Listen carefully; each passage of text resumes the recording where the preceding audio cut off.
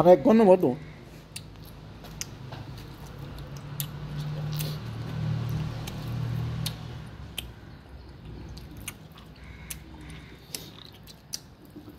বালতি ওইটা না দিয়ে ছোট বালতি দিয়েছেন তো। আমি অবশ্য মধু খাইলাম, অনেক ঘন মধু।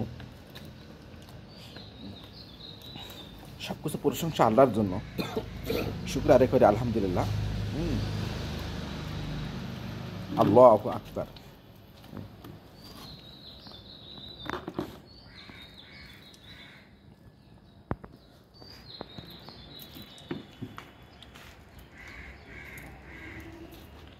আমি এইভাবে প্রাকৃতিক মধু সংগ্রহ করি।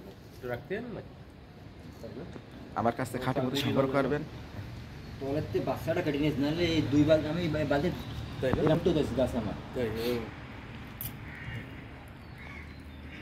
শাকটা গত বছর ছোট হইলো, এর আগের বছর হইলে বড় শাক। এই শাক গেল বছরও আসছিল, তার আগের বছরও আসছিল।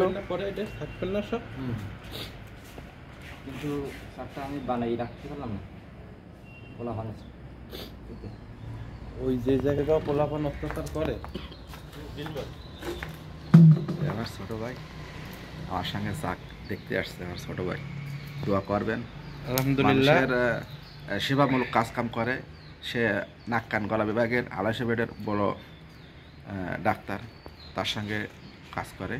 তো অনেক গরিব অসহায় মানুষের সুযোগ দেয়, সহযোগিতা করে, যেমন আমাকেও করছে।